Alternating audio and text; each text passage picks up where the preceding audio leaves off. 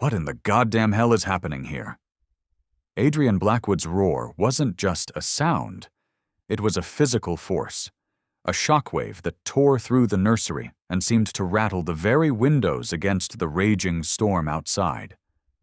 He filled the doorway, a titan carved from shadow and fury, his eyes blazing with a fire that could melt steel. On the bed, little Chloe clutched her inhaler, her tiny frame still trembling from the violent asthma attack that had just tried to steal her breath. At her side, Elena Vance jerked awake, her face a pale mask of exhaustion, her legs unsteady as she staggered to her feet. "Mr. Blackwood, sir, I wasn't. She couldn't breathe. I stayed with her." Her words came out fractured, her own chest heaving as if she'd run a marathon. "You were asleep," Adrian thundered, striding into the room, each step a hammer blow against the polished floorboards.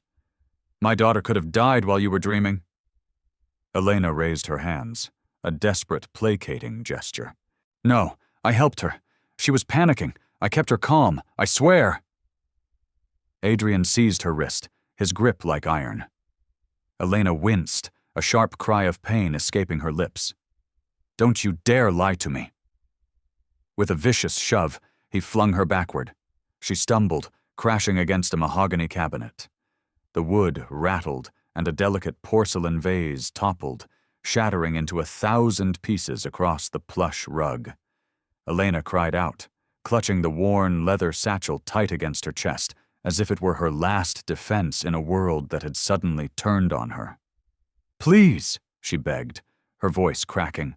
"It's not what you think, it's medicine for my mother. Receipts. Please don't." His fury only burned hotter. "Give. It. Here." He tore at the strap, but Elena held fast, her voice breaking into a sob. "No, please!" If you've ever been wrongly accused, if you've ever felt the crushing weight of a powerful person's rage bearing down on you, smash that like button and comment the city you're watching from. Who knows, someone nearby might be watching too, feeling that same connection.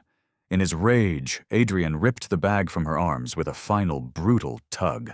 The satchel struck the sharp edge of the cabinet, the clasp bursting open. Its contents spilled across the carpet in a pathetic cascade of scattered papers, pill bottles, and a well-worn wallet. And amidst the clutter, a string of pearls rolled free, catching the lamplight, gleaming with an otherworldly luminescence. Adrian froze. The air in his lungs turned to ice. His chest tightened as he stared at them. His late wife's necklace. Isabella's necklace. For a moment, the room dissolved around him. He saw her again. Sunlight woven into her hair, the pearls resting against the hollow of her throat as she smiled in the garden on that last golden afternoon before the illness had consumed her, before the silence had taken over his house and his heart. The memory carved open his grief, a fresh, gaping wound.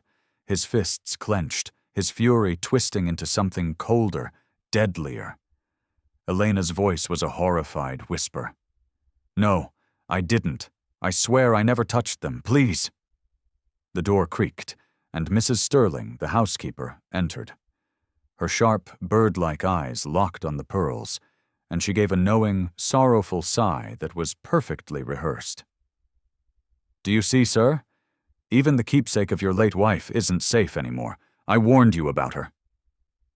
Adrian's voice was raw, scraped from the depths of his soul. "How dare you? How dare you desecrate her memory?" "Daddy!" Chloe screamed, tears streaming down her cherubic cheeks. "No! Elena didn't steal. She saved me."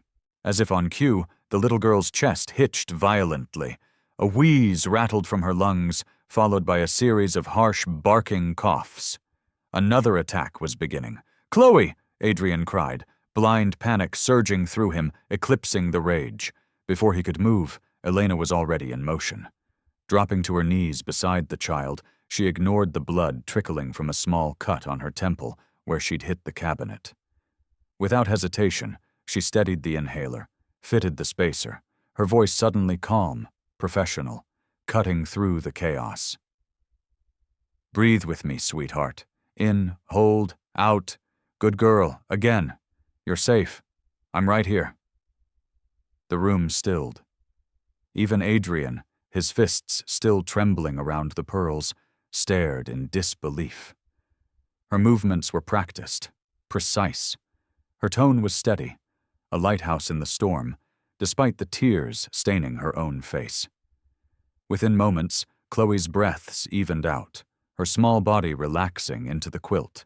Elena brushed the girl's hair back gently, her expression a mask of soft concern despite the blood streaking her temple. Then, she stood, silent. She gathered the scattered contents of her satchel without a word, stuffing them back into the bag. She didn't plead. She didn't defend herself. She simply turned and walked out of the nursery, her slender figure fading into the shadows of the long hall. Whispers rippled through the staff who had gathered beyond the doorway, drawn by the commotion. Some exchanged stunned glances. Others murmured quietly. "Shame," a maid whispered, her earlier disdain replaced with something else. "She saved Miss Chloe again," another said, her voice trembling with a newfound awe. Elena, once dismissed as nothing more than a quiet, shabby girl, had earned their respect in the crucible of silence and action. Adrian stood alone in the nursery, the pearls clutched in his hand, the storm raging against the windows, mirroring the tempest in his soul. His breath came heavy, his heart torn between grief, rage, and a gnawing, terrible doubt. Later, in the solemn quiet of his study, he sat at his vast mahogany desk, staring at the necklace. Rain streaked down the tall windows like tears as he turned the pearls over and over in his hand.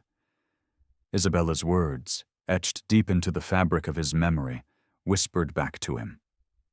"Wealth is a roof, Adrian, not a mirror. Use it to keep someone dry when the storm comes." The phrase haunted him.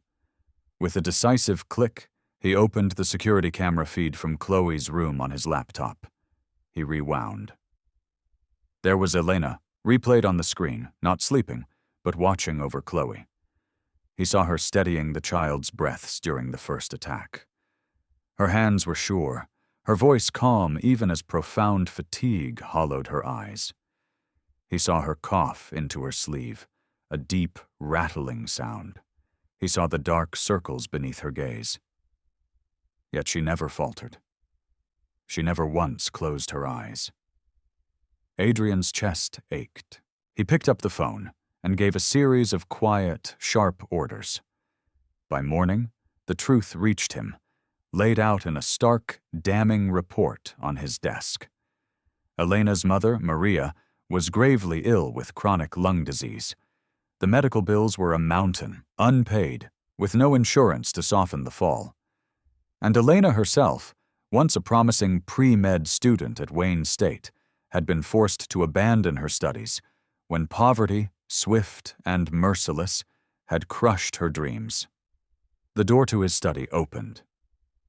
Elena entered, silent, her shoulders bowed as though awaiting a final judgment.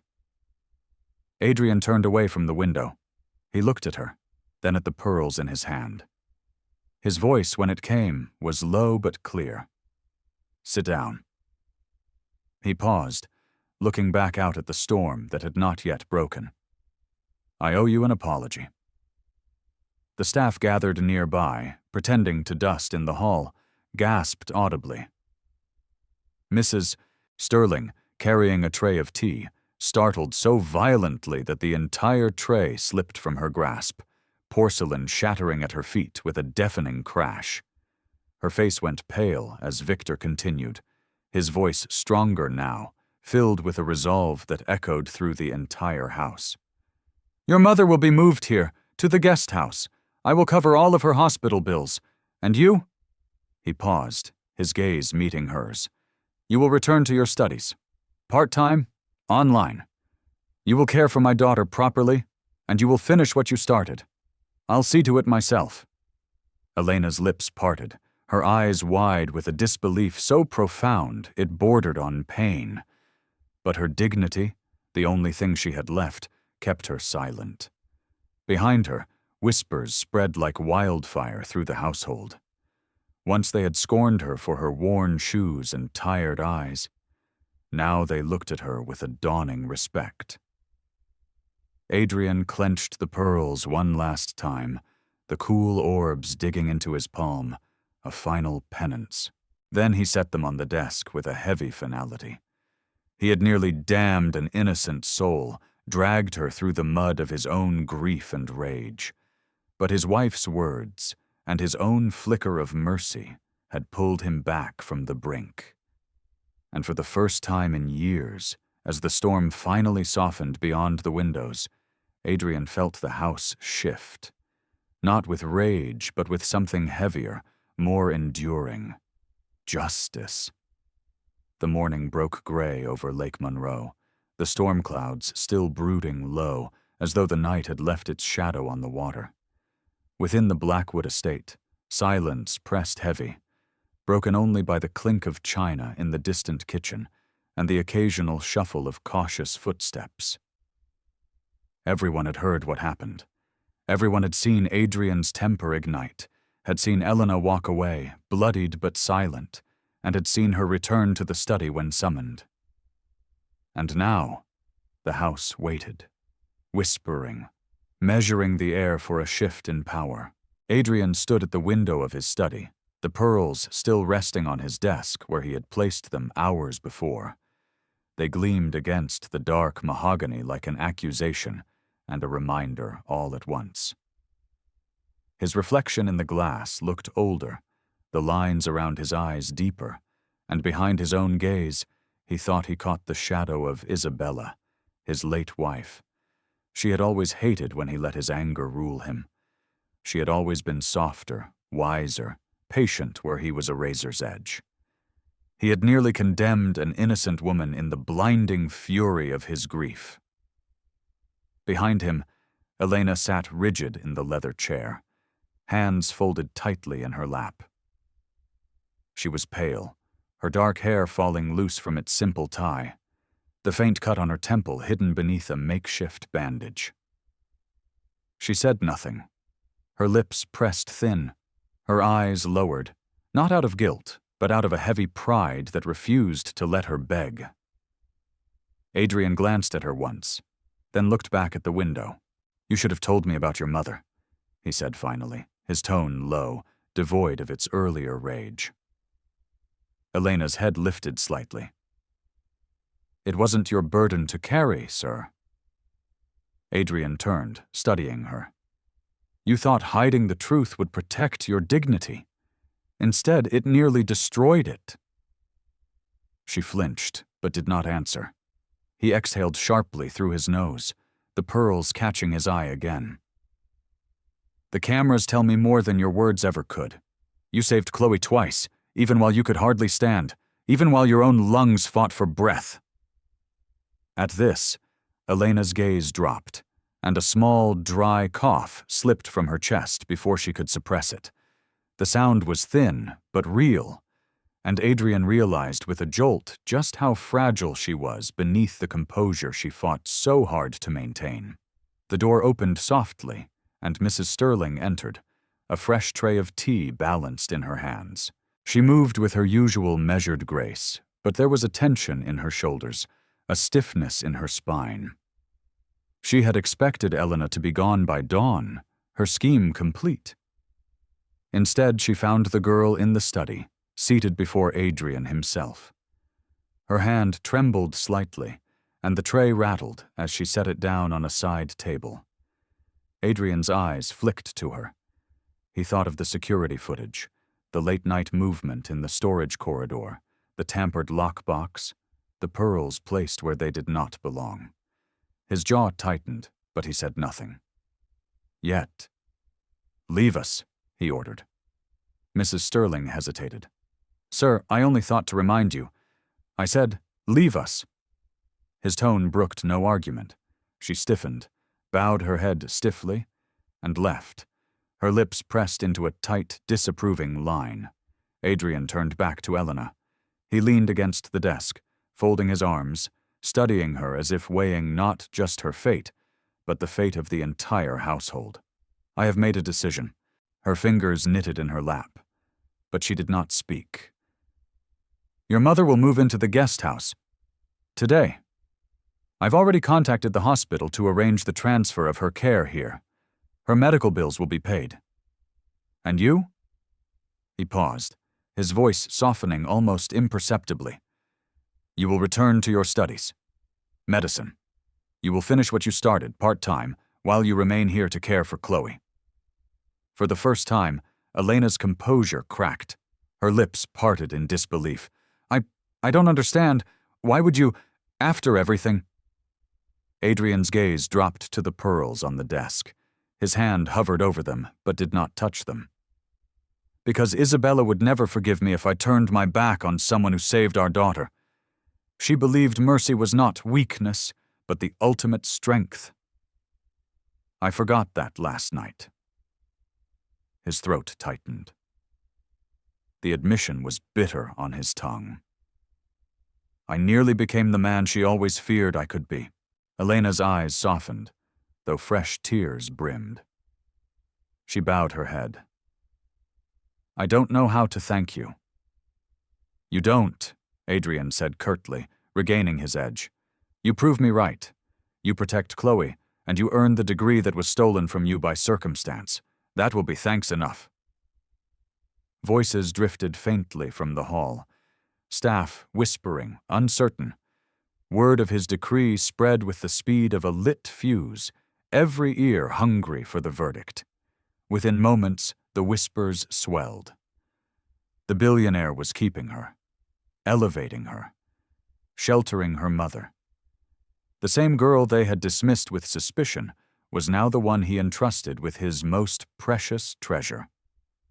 When Elena rose to leave, she passed through the corridor where servants gathered in small clusters, pretending to dust or polish silver. They parted for her like the sea. Some stared with widened eyes, others murmured behind cupped hands. The maid who had once mocked her for her shabby shoes now looked away in shame. A butler, who had barely acknowledged her existence before, gave a stiff, almost imperceptible nod of respect. The tide had turned. At the far end of the corridor, Mrs. Sterling stood rigid, a tray trembling in her hands. When the murmurs reached her ears, that Elena's mother was to live in the guest house, that Adrian was paying her bills, that she was to return to medical school, her face blanched. The tray slipped from her fingers and crashed to the floor, porcelain shattering across the marble with a sound that echoed the breaking of her power. Gasps followed. She muttered something about her clumsiness, but her hands shook uncontrollably as she bent to gather the shards. Elena saw it all, but said nothing. She only clutched her satchel closer and continued on, her steps steady despite the hundreds of eyes that followed her. Later that evening, Adrian stood once more at the study window. The storm had finally broken, the clouds thinning, a muted glow of sunset bleeding through the gray. He held the pearls in his hand one last time, feeling the cool weight of memory. Isabella's words returned, clearer than ever. Wealth is a roof, not a mirror. Use it to keep someone dry when the storm comes. He set the necklace in the top drawer of his desk, locking it away. Then he turned to his desk to sign the hospital transfer papers. Somewhere in the guest house, a bed was being prepared for Maria Vance. Somewhere upstairs, Chloe slept more peacefully than she had in months, knowing Elena would still be there in the morning. And for the first time in many years, Adrian felt not the hollow ache of loss, but the stirring of something steadier, more profound. He was not simply preserving order, he was rebuilding trust, both for his daughter and for himself. Outside, the lake lay calm, its surface smooth and dark after the storm. Inside, the Blackwood estate shifted with a quiet awe. Elena had entered the night a suspect, nearly cast out into the storm. By dawn, she had become indispensable. And though Adrian did not yet know the full truth of the betrayal festering within his staff, he knew one thing with absolute certainty. This was only the beginning of a battle for loyalty, for justice, and for the kind of mercy Isabella had believed in until her final breath. What do you think Mrs. Sterling will do next? Will she accept her defeat? Or will she plot her revenge? Let me know your predictions in the comments below. And don't forget to subscribe for the next part of this gripping story. The morning sun finally broke through the lingering storm clouds, spilling a watery light across the Blackwood estate. Its manicured lawns glistened with rain, the ancient hedges heavy with droplets. But inside, the air was restless. Staff moved with an unusual energy, their conversations hushed but urgent. The night's events replayed in whispers that trailed through corridors like smoke. By mid-morning, a sleek black Lincoln Navigator pulled up to the side entrance. Adrian stood waiting on the drive, his posture rigid, his face unreadable. Beside him, Chloe bounced nervously, clutching Baxter the dog by his leash. And then Elena stepped out, her dark hair tied back, her eyes shadowed with exhaustion but focused, determined. She guided her mother, Maria, gently down from the vehicle's steps. Maria was a small woman, her frame bent slightly, her chest rising with shallow, strained breaths. She leaned on a portable oxygen tank, the clear tubing slipping beneath her nose. Despite her weakness, she lifted her chin high, her eyes scanning the grand estate with a mixture of awe and deep-seated suspicion.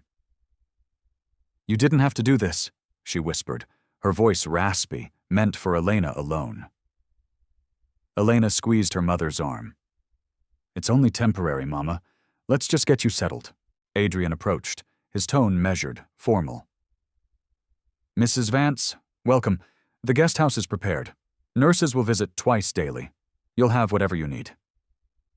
Maria blinked up at him, startled by his directness. You're the man in charge?" she asked softly. Adrian inclined his head. "This house is mine, which means your care is my responsibility now." Behind them, several members of the staff watched from a distance, their faces taut with a burning curiosity. A murmur ran through them. The billionaire wasn't just keeping the girl, he was housing her family. It was unheard of. Elena guided her mother across the courtyard.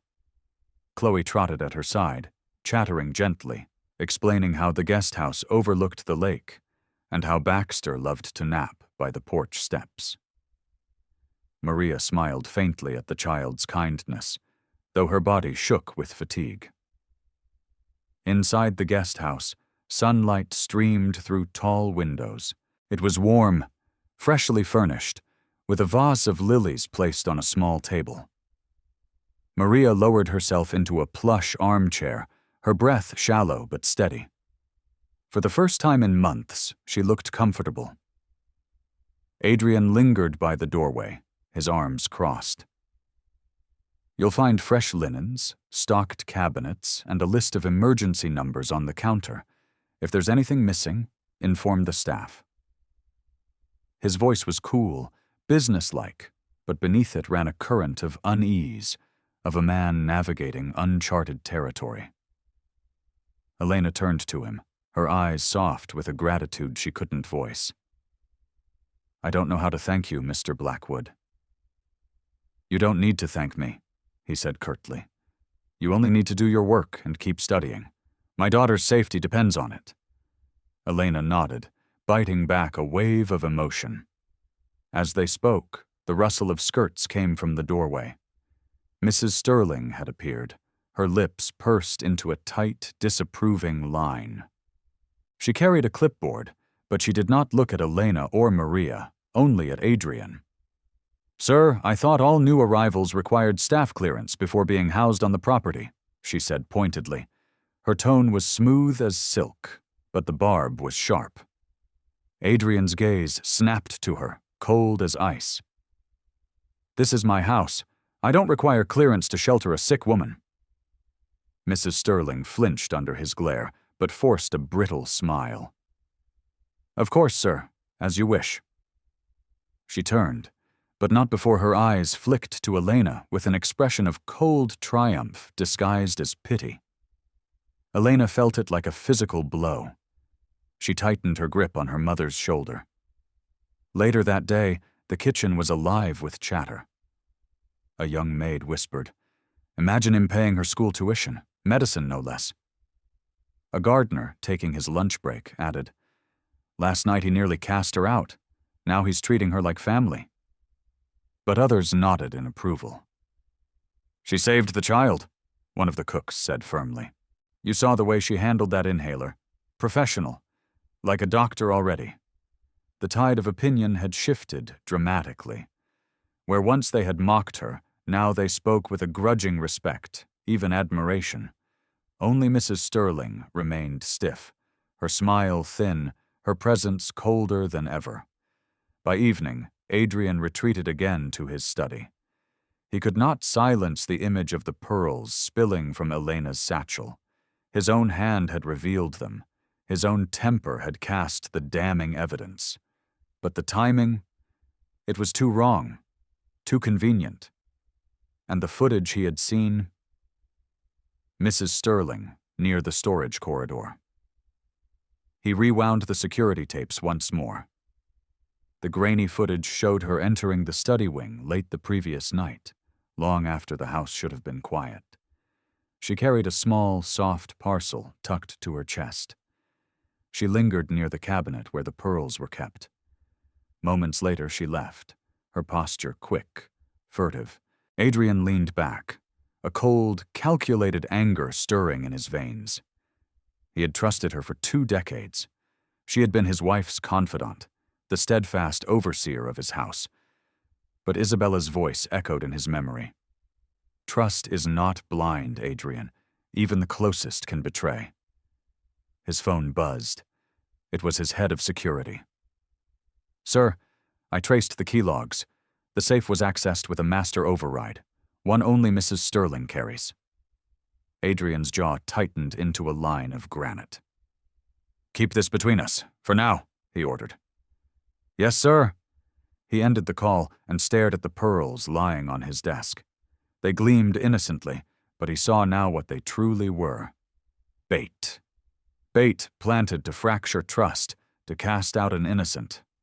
He exhaled slowly, staring out the rain-streaked window where dusk was settling over the lake. Elena had walked into his house as a suspect, branded a thief. In truth, she might be the only one he could trust. When he rose, his steps were firm. The household needed to see his choice, needed to know where he stood. He found Elena in the guest house, tending to her mother. Maria slept peacefully, her breathing steady with the help of the oxygen. "Elena," he said. She looked up, cautious, her hands still resting on her mother's blanket. He hesitated, then gestured toward the table. "Sit." She obeyed quietly, her back straight. Victor clasped his hands behind his back. "I know more than I did yesterday, about your past, about what you gave up." His voice softened slightly. "You should never have had to choose between your family and your future." Her throat tightened. "We don't always get choices, sir." "You do now," he said firmly. The words hung in the small, warm room. Elena lowered her gaze, blinking back tears she refused to let fall.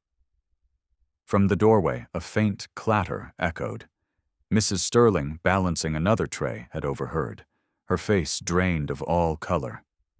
The tray slipped from her numb hands, crashing to the floor, shattering cups and spilling hot tea across the rug.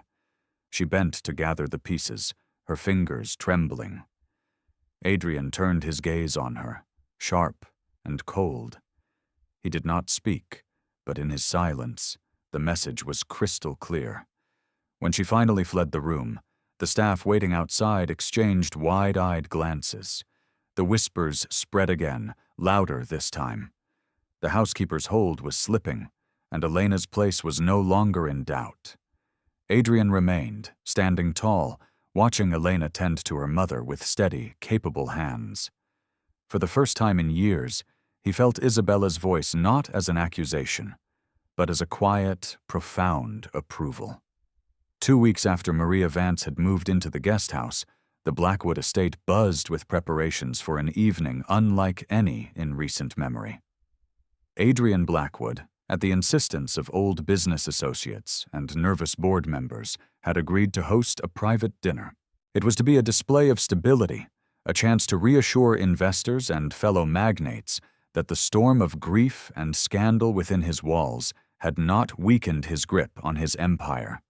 The chandeliers were polished until they glowed like captive constellations. Silverware gleamed under the soft lights, and the kitchens roared with the energy of a dozen chefs. But beneath the clatter of fine china and the rich scent of rosemary and wine, a palpable unease brewed. The staff whispered in corners, aware that tonight was more than just a dinner. Tonight would reveal where loyalties truly stood. Elena, dressed simply in a navy blouse and black skirt, kept to the periphery. She had been instructed by Adrian himself to help Chloe with her studies earlier in the day, and then to keep to her mother's side during the dinner. Yet a morbid curiosity pulled her into the grand hall as the guests began to arrive. Men in tailored suits, their laughter loud and confident, women draped in pearls and silk, their smiles sharp and practiced. She watched from the edge of the room as Adrian greeted them, tall and imposing in his charcoal suit, shaking hands with the air of a man who carried both profound grief and immense authority with equal weight. At the far side of the room, Mrs. Sterling glided among the servants with the ease of someone who had commanded the household for decades. Her silver hair was pulled back in a severe bun, her posture stiff, her smile a little too sharp. She carried not trays tonight, but words, poisonous words, whispered into attentive ears.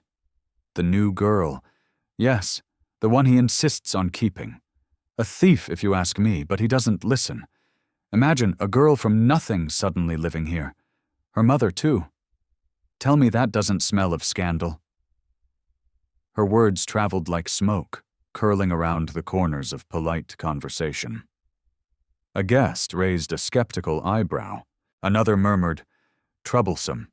The effect was subtle, but Mrs. Sterling was a master of her craft.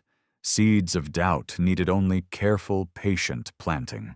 Meanwhile, Adrian ushered the crowd into the dining hall, a cavernous space gilded in warm candlelight, the long table dressed in ivory linens. He spoke little during the opening courses, letting his guests chatter about markets and politics, but his mind was elsewhere, scanning the faces, measuring the tones. He knew Mrs. Sterling's skill, quiet, venomous influence. From the hallway outside, Chloe tugged at Elena's hand, whispering, "I don't like them. They look at you funny." Elena bent down, smoothing Chloe's hair back. "Sometimes people look before they understand. It doesn't mean you stop being yourself." Her words were overheard by one of the younger maids, who carried them to another, and soon the staff in the service hall repeated them softly. Respect for Elena grew quietly, like roots spreading underground, unseen but strong. Inside, the dinner reached its second course. Glasses clinked, laughter swelled. A guest, a portly man with a diamond watch that caught the candlelight, leaned toward Adrian. "Word has it you've taken in some unusual company, Blackwood. Is it true? A maid and her invalid mother?" His tone was laced with a silky condescension, though his smile was impeccably polite. The air at the table stilled. Mrs. Sterling, pouring wine nearby, tilted her head just enough, her lips twitching as though she disapproved deeply, but could not possibly speak. Adrian set down his fork with deliberate slowness. His voice carried evenly across the table, though his eyes burned with a cold fire. "It is true. Elena Vance saved my daughter's life, twice.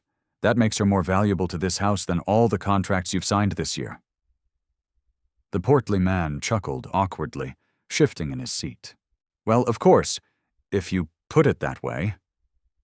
Another guest, a woman with a large pearl brooch gleaming against her collar, leaned forward. "But really, Adrian, it's unusual. Bringing them into your home, paying her way back into medical school, people will talk."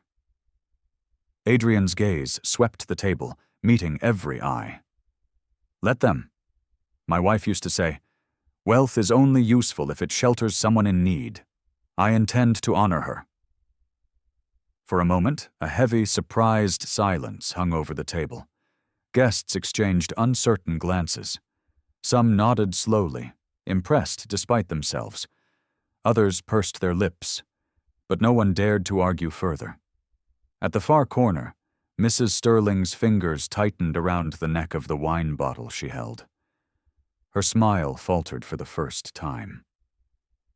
She retreated to the kitchen, where she slammed the bottle onto the counter hard enough to make the younger staff flinch. In the kitchen shadows, she hissed to a footman, "He's blinded. She's wormed her way in.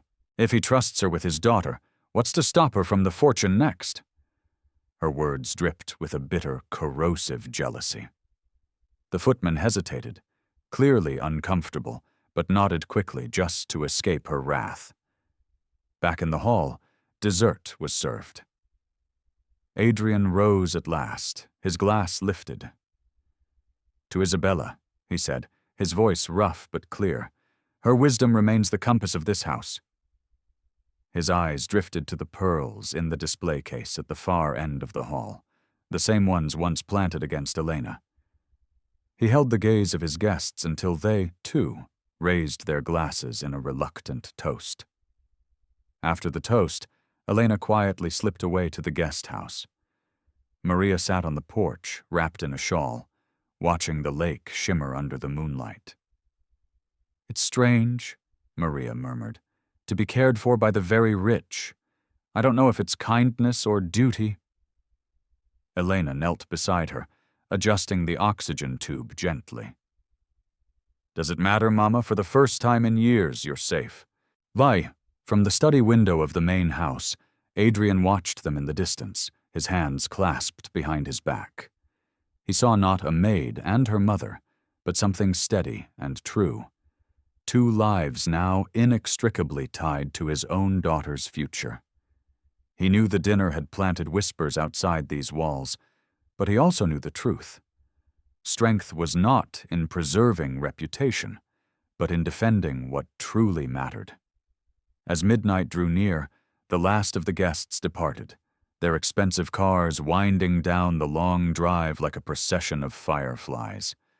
In the empty hall, staff cleared plates in silence. The whispers rose again, but this time they were not about scandal, but about respect. "He trusts her," one said.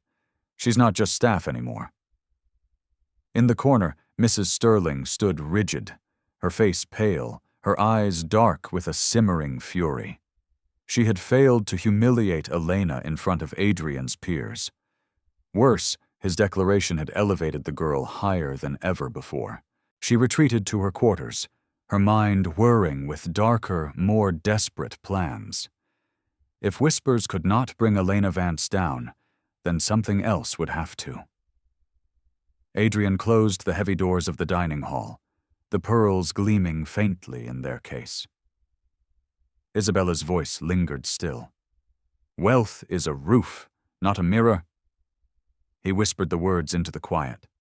"I will not forget again," and upstairs Chloe slept peacefully, her inhaler at her bedside, Baxter curled at her feet. Safe. For now. Beneath the roof her father had chosen to extend not just over her, but over the two women who had entered their lives as strangers, and were becoming something more.